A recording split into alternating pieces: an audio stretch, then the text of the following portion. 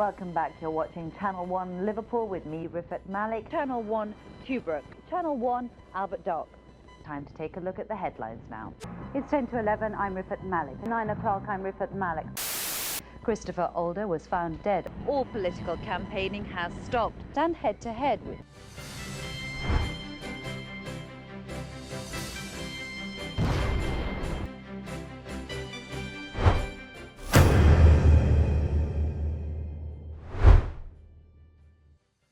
Thank you so much for joining us today. Mr. Pierce, I'm sure you are aware that the Democratic National Convention is currently happening in Chicago. We have had some major speeches getting behind Kamala Harris as the Democratic nominee for president. She would make history as the first female president and the first person of South Asian descent. Do you believe that she can beat her Republican opponent, former President Trump? I do think she can beat President Trump. And then also outside of the convention on the first day, which was Monday, thousands of people showed up to protest as the continued mass killing of innocent Palestinians in Gaza. The death toll over 40,000 so far. They believe that the Biden administration has been complicit, including by giving Israel bombs. Do you share this view of these protesters? I believe that we should be following what we have stated online. I believe it's the DOD website, and that we need to stop the infiltration of Palestine, and us not doing that is not abiding by what we are saying and not helping those who need our help. We should be standing up for Palestine and making sure that they know that we are here for them. Right, and then you might be aware of the huge momentum behind the abandoned Biden campaign due to his complicity over Gaza. Do you accept that it played a role in why he was asked to step aside, running for re-election for president? I don't like to speculate on why people step aside or don't step aside. I think he did have pressure to do so, but I believe that if we're going to move forward, we need to be moving forward in a direction where we are making sure that we are listening to Palestine and we are there and we are helping, and we are not exacerbating the situation by just staying complicit, by not saying anything and not speaking up when atrocities are happening. Right, and then so students at the University of North Carolina joined campuses nationwide back in April during the end of the spring semester in setting up an encampment that with demands to end the senseless violence against Palestinians by Israeli forces. Law enforcement was deployed onto those students, resulting in 36 detained protesters. Do you think this was an appropriate response to citizens exercising their First Amendment right? I don't think the response that happened there was the correct response. I believe that we should all be able to protest as long as we are protesting without causing damage. And for the most part, most of those areas were not causing damage. And we have a fundamental right as Americans to protest. And so just because someone disagrees with you does not mean that you should be setting a police force on them just because it's against what you believe.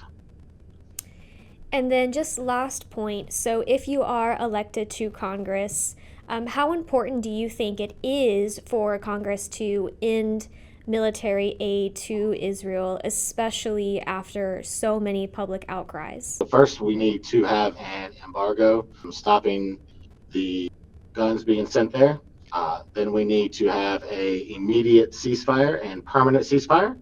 And then we need to make sure that we have people there that we are listening to, that we make sure that we protect Palestine, and that we are not just saying we're going to help or doing this, but we're actually showing up. We have the embargo, and we are immediate ceasefire and permanent ceasefire so that we can make sure that we are helping those in need and get the help that they need. Right. So just moving on to our next question, just kind of speaking more in general. So North Carolina is home to more than 130,000 Muslims. As a candidate, our audience would like to know, how have you reached out to not only the Muslim community in your area, in your district, but just the minority constituents as well? So I grew up in Southeast Raleigh, which is a predominantly black area. Southeast Raleigh is very important to me. I go back and help with book bag drives, food drives, trying to help make sure that they have a seat at the table in the Raleigh City Council, make sure people are listening. It is actually one of the fastest growing gentrified areas, and I am an outspoken person for that. I have always been a person that will show up and fight no matter what it is for, because it's always the right time to do the right thing and not sitting there and just waiting for someone else to show up, but fighting for everyone and making sure that they have a seat at the table and that we are listening and that we make sure we are taking care of all our constituents and not just the ones that donate money to us. Yeah. And then regarding access to healthcare, so since the end of Roe v. Wade more than 2 years ago, North Carolina has felt the consequences. The state's 12-week abortion ban, which took effect last year, has caused an increase of 21% in abortions. As, if elected to Congress, of course, how would you work towards protecting these women? And, what kind of legislation would you support, especially after Roe v. Wade has been overturned? And so now, these healthcare rights are in the hands of the states rather than the federal government. So as a federal candidate, there's very little that we can say that we can do. What we can do is codify Roe v. Wade, and I plan on doing that so that it just becomes law. But I want to help in the stigmatism of using the word abortion, because it's actually women's health care. And that is what needs to be talked about, because at no point does anybody, man or woman, need to be in the room with the doctor and that woman. That is between her and him, or her and her, or whoever the doctor is, so that we can make a difference for them. Changing the stigma of abortion to making sure that people understand it is women's health care, and that is not a discussion that anyone else besides the woman herself and her doctor. And then the final point that we will speak on is, so I believe he's the current Republican nominee for governor in North Carolina. He is Lieutenant Governor Mark Robinson, said that he would work with legislators to pass a bill that requires law enforcement to cooperate with federal immigration authorities to honor ICE, immigration custom enforcement detainers. He also says that Kamala Harris's and Josh Stein's policy has led to a rise in human trafficking and drug smuggling.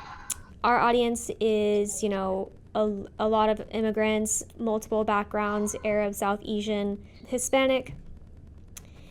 And, a lot of them understand that they come here for a better life and not to commit crime. So, what do you have to say about when these types of legislations get pushed and this type of rhetoric is pushed onto voters?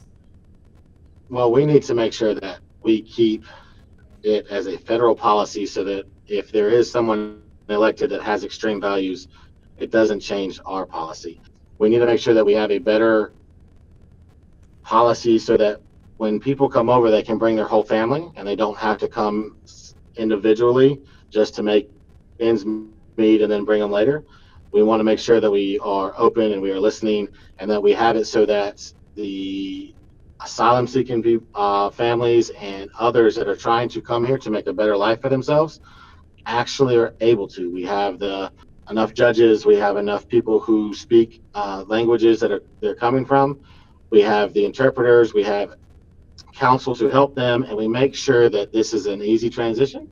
We want to be a welcoming nation. That's the whole purpose that we have Statue of Liberty, and that is part of our soul. We are all immigrants to this country, so we have to make sure that we are leading by example and making a difference for people.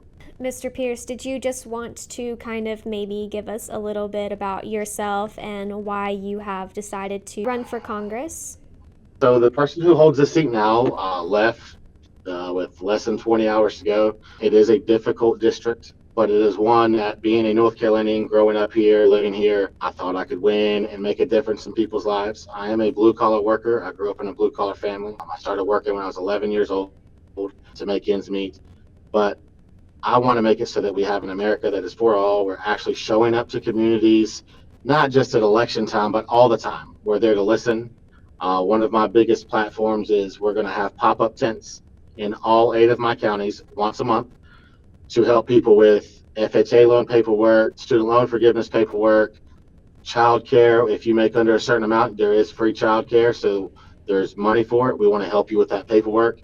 But being in the communities to make sure that we have a difference for them, we show up for them, and that we're there to listen and not just be there for us. I want to show up when you least expect it and be the person that you can call for help.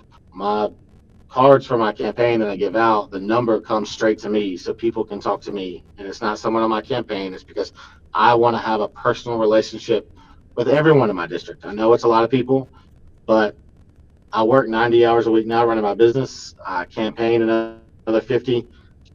It's not, the hours don't bother me. So being there as a leader is what I think we should be doing.